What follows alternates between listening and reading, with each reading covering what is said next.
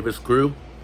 Just messing around with my Phelps bugle and the pitch black reed. I got the 1, 2, and 3 pitch black.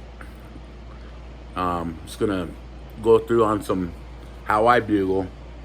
I'm not the best bugler, but I'm all right.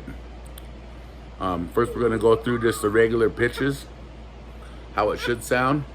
Start off low, and then get really high, and then let off real quick, kind of like this.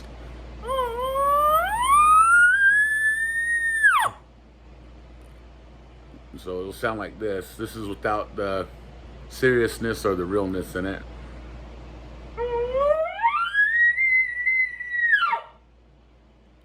Then once you get that down, keep practicing it over and over and over till you get it down, and then you'll put in some growl. And you don't do it like up here. You actually do it like you're clearing your throat in the bottom of your throat, like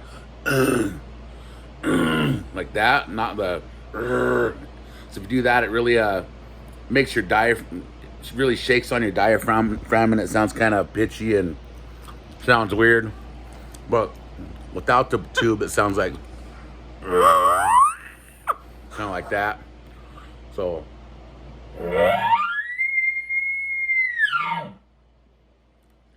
at the end of your bugle, you just drop off real quick. You don't. So I hear a lot of people going like this.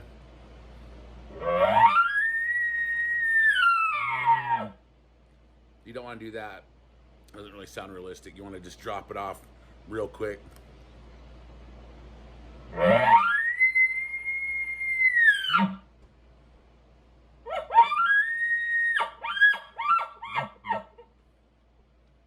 that's just a full bugle. And then you want to do just like a locator bugle.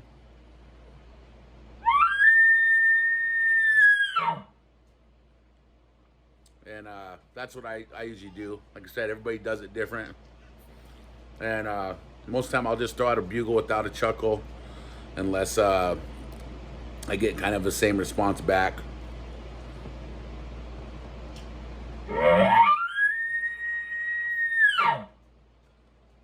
And then once you get all that down, you just keep practicing. Like I said, I've been walking around with one of these reeds in my mouth. One of my cousins I grew up with. Well, we're not really cousins, but we grew up together in the same neighborhood.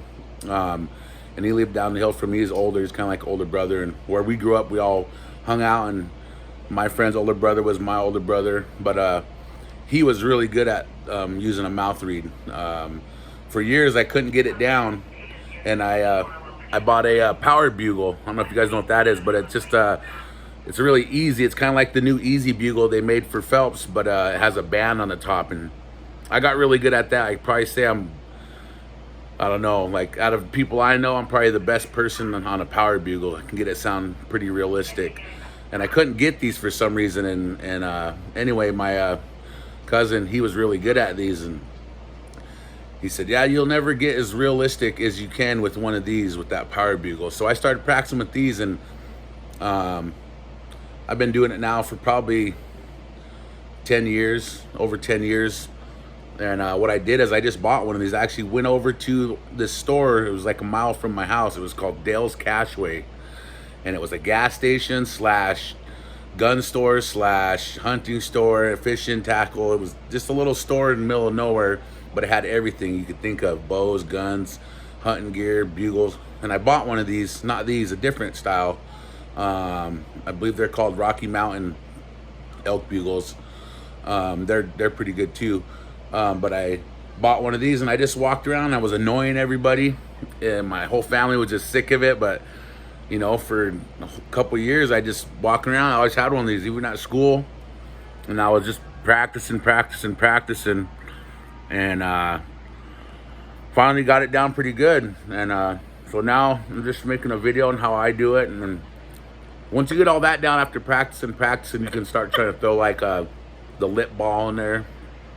You know, it'll sound like this. This is just to show you what it's on.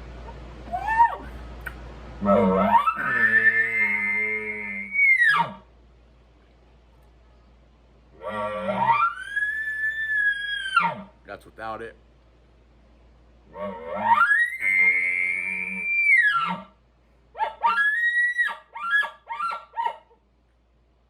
yeah, that's pretty much it.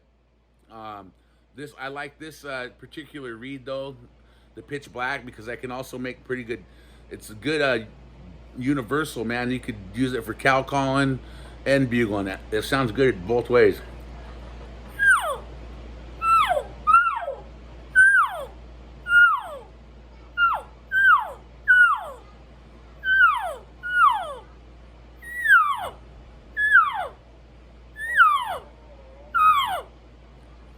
Yeah, so these are really good reeds. I like them.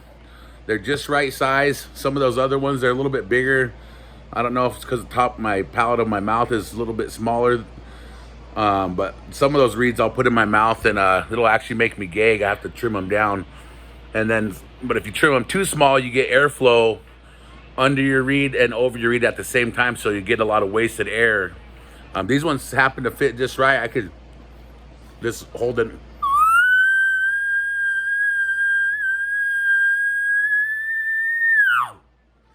Oh, they just work perfect. But yeah, that was just a quick video I wanted to put on my channel. It's about that time. The elk are rutting, starting to pre-rut. I've been out 3 times that you've seen and had elk bugling all the way since the 20th of August. And they're picking up now. But if you get this down, you know, they say any bull over 4 or 5 years old, they're not dumb. And if you're not really good at bugling, they'll know the difference of a fake bugle and a real bugle. And most of the time they won't come in. They probably won't even respond, or they might respond on your, if you throw out a locator, but after that they can sense it. They can tell, like, whoa, that ain't a real bull, and they won't come in. So if you want those bigger bulls, you got to really practice on these reeds and try to get it down the best you can. All right, thanks for tuning in, guys. Leave some comments below if you have any questions, and good luck to all you guys out there getting ready to hit the bow season. All right.